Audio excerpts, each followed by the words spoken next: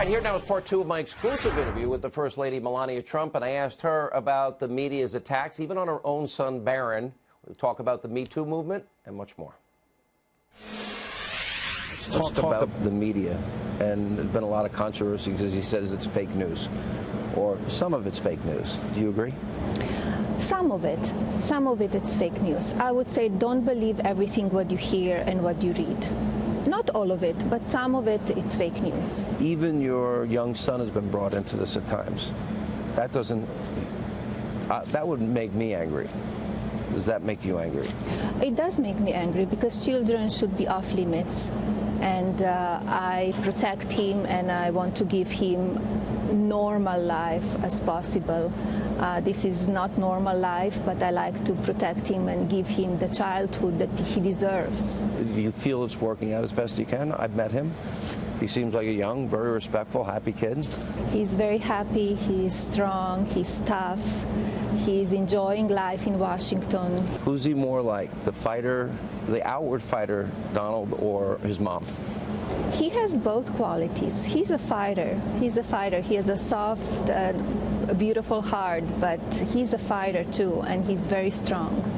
Do you find with all the issues that your husband deals with, foreign policy, Russia, China, little rocket man, use his term, all the issues with employment, regulation, energy, borders, the wall, you mostly in agreement on the big issues that he fights for every day?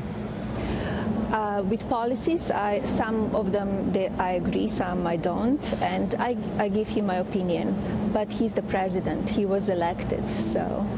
When all is said and done, and you now have taken a more public role, what do you want people to know about what issues matter to you the most? I know you have your Be Best campaign. You've seen the military, you're traveling the world now more than you have.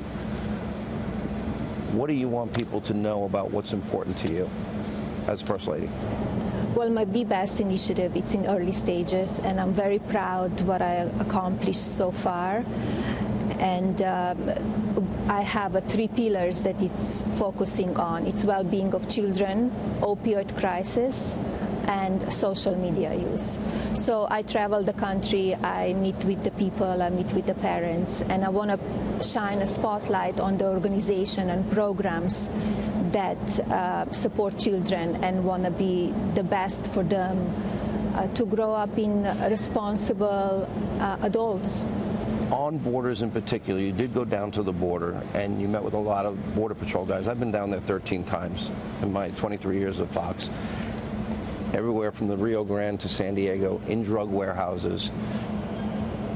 When you're down there and you see with your own eyes what's going on, is the wall in your head the only answer? I think we need the wall to protect the country. The security? The security, to protect it from the drugs. Of course, we know we will always have people coming over, but this is one solution that we could stop big caravans coming over. And I was at the border and saw firsthand and met with Border Patrol, and I see what they do 24/7, and their hands are full. We saw rocks and bottles being pelted at them. Correct. And they tried to crash the border like the southern border of Mexico.